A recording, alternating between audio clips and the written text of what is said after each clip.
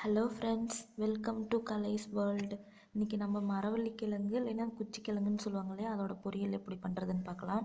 அதுக்கு என்னென்ன வேணும்னு பார்த்துடலாம். ஆயில், அப்புறம் ஒரு ஸ்பூன் கடுகு எடுத்துக்கோங்க, கறிவேப்பிலை கொஞ்சோண்டு, அப்புறம் ஒரு பெரிய வெங்காயம் கட் பண்ணி வச்சுக்கோங்க, மிளகாய்த்தூள், மஞ்சள், தனியாத்தூள், கரம் மசாலா ஒரு ஸ்பூன், அதுக்கப்புறம் மரவள்ளி கிழங்கு வேக வச்சு வச்சுருக்கோம். ஒரு பாத்திரத்தில் ஆயில் விட்டுக்கலாம்.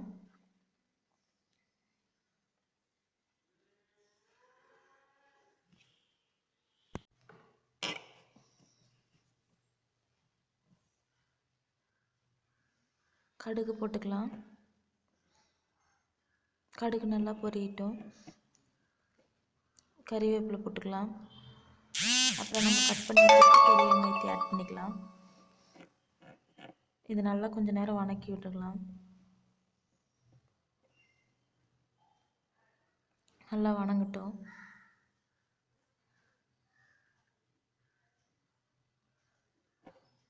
அது கூட கொஞ்சம் தேவையான அளவு உப்பு போட்டு வணக்கிக்கலாம். நம்ம உப்பு போட்டு வணக்கும் போது சீக்கிரமாக வணங்கிரும். வணங்கியதுக்கப்புறம் நம்ம வேக வச்சு வச்சுருக்க அந்த மரவள்ளி கிழங்கை எடுத்து இதில் ஆட் பண்ணிக்கலாம். ஆட் பண்ணி நல்லா மிக்ஸ் பண்ணி விட்டுக்கலாம். கொஞ்சம் நல்லா அப்படியே மிக்ஸ் பண்ணி விட்டுங்க.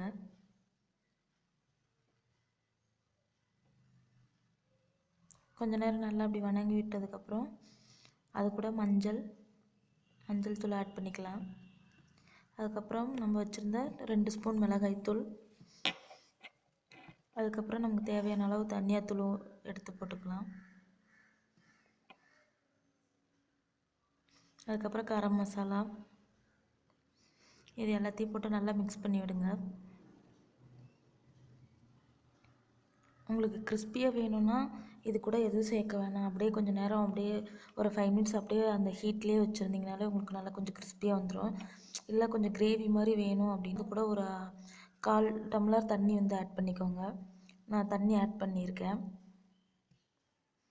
தண்ணி ஆட் பண்ணிவிட்டு நல்லா மிக்ஸ் பண்ணி விட்டுட்டு ஒரு 5 மினிட்ஸ் அப்படியே விட்டுருங்க. இந்த மாதிரி நல்லா கிரேவி கன்சிஸ்டன்சிக்கு வந்துடும்.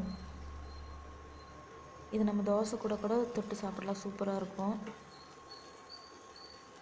மறுபடியும் இதை ஒரு மூடி போட்டு ஒரு 5 மினிட்ஸ் அப்படியே வச்சிடலாம். கொஞ்சம் நேரம் அப்படியே குக் ஆகட்டும். அப்போ தான் அந்த நம்ம போட்ட மிளகாய்த்தூளோட பச்சை வாசம் இது எல்லாமே போகும். 5 மினிட்ஸ் ஆகிடுச்சு. இப்போ பார்க்கலாம். பாருங்கள் எவ்வளோ சூப்பராக கிரேவி மாதிரி இருக்குது. இதை நம்ம சூப்பராக தோசைக்கு தொட்டு சாப்பிட்டுக்கலாம், அப்படியே சாப்பிட்டாலும் சூப்பராக இருக்கும். இந்த மாதிரி ட்ரை பண்ணி பாருங்கள். நல்லா இப்போ ஒரு கிளறி விட்டுட்டு நல்லா மிக்ஸ் பண்ணி விட்டுருங்க. பாருங்கள் எப்படி சூப்பராக இருக்குதுன்னு. இன்னும் கொஞ்சம் கிரேவி மாதிரி வேணும்னா இன்னும் கொஞ்சம் அதிகமாக வாட்டர் ஆட் பண்ணியிருந்தீங்கன்னா கொஞ்சம் கிரேவி மாதிரி வந்துடும். அதை அப்படியே தோசைக்கு தொட்டு சாப்பிட்டுக்கலாம். பொரியல் அப்படியே சாப்பிட்ணும் அப்படின்னா சாப்பிட்டுக்கலாம். அப்படியே மேலே கொத்தமல்லி தழை கொஞ்சமாக தூவி விட்டுருங்க.